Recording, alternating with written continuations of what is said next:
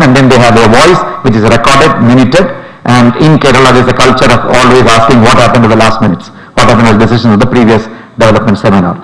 And the most important thing, which we are very happy that the JNU Neoram has borrowed, is that though we, for absolutely wrong reasons, gave up the name Volunteer Technical Corps.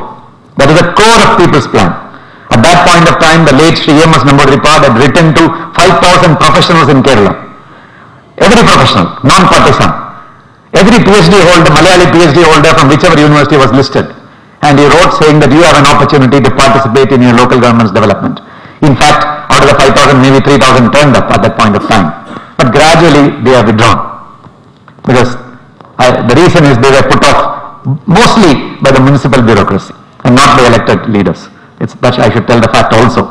But then this is a core thing, but which now it's a modified name, TAG, City Corporation Level Technical Advisory Group. It is not a technical group. It's supposed to have the best elements in society who can contribute to the development of the corporation, which will also have the Kudumbashree CDS president. And you can have any person. For example, once in Trivandrum Corporation, the number 2 in HAL who retired came and participated in the TAG as a volunteer. It is a voluntary activity, no payment.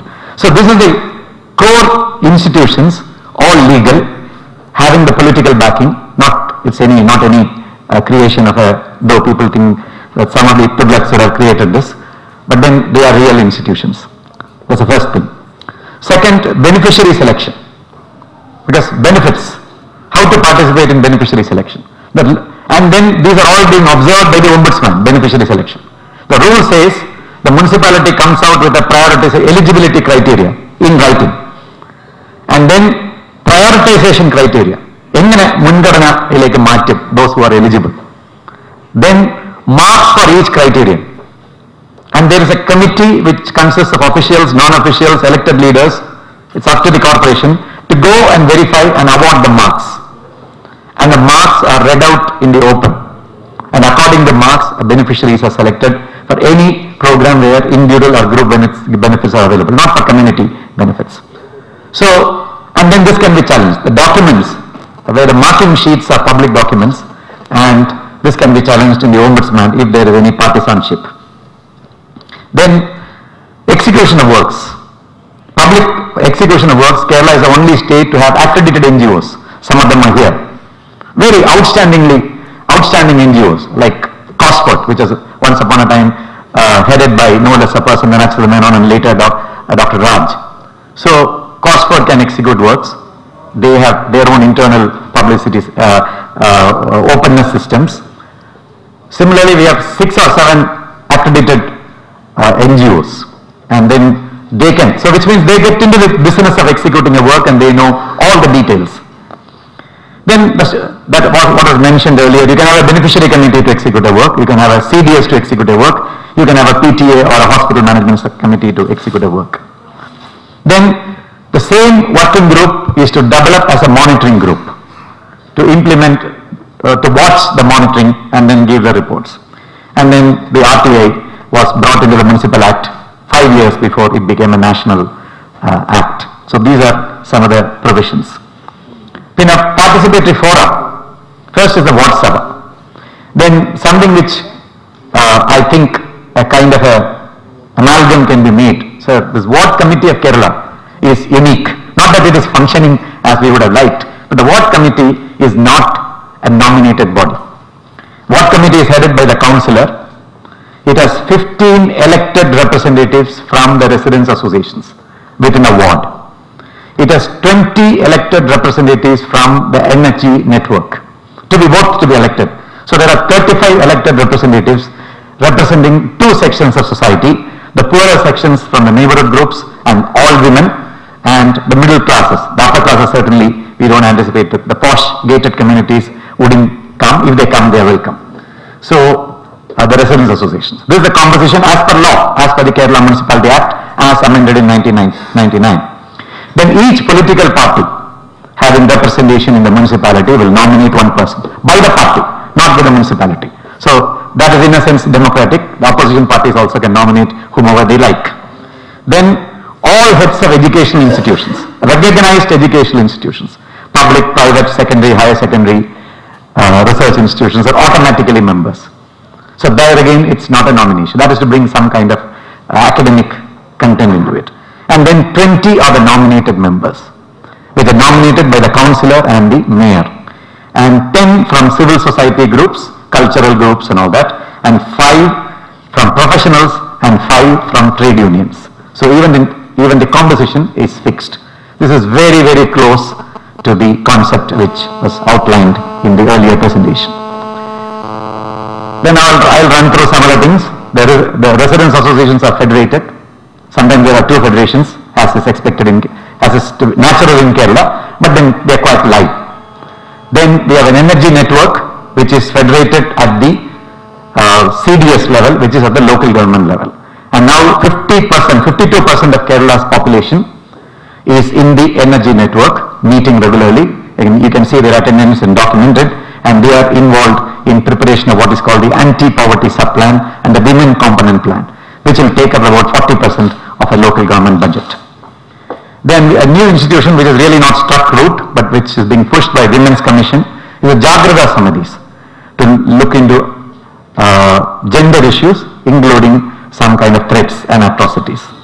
Then we have a whole lot of institutional management groups which are very, very active.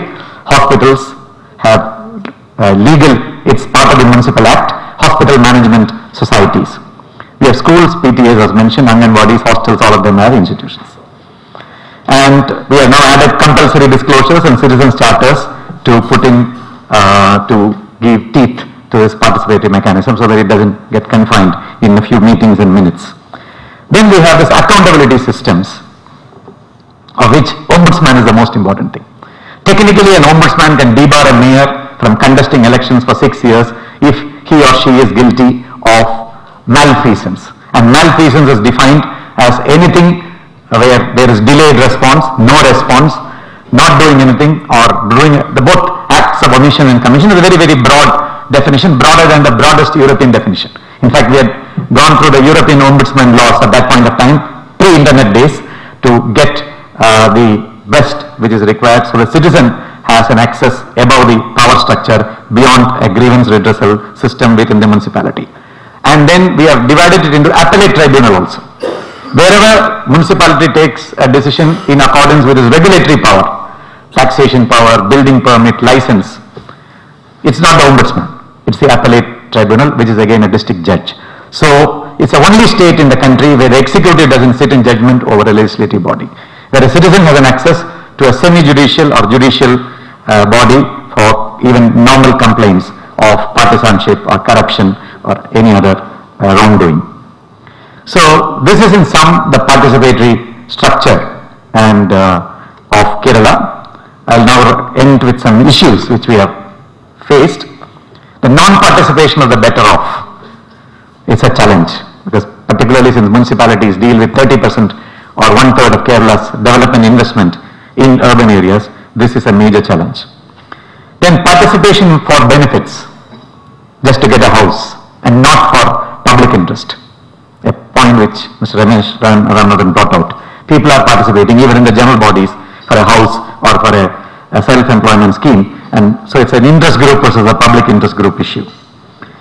Then another interesting challenge which is outlined, a point which I noted by the Trivandrum mayor, improved performance means declining participation and interest.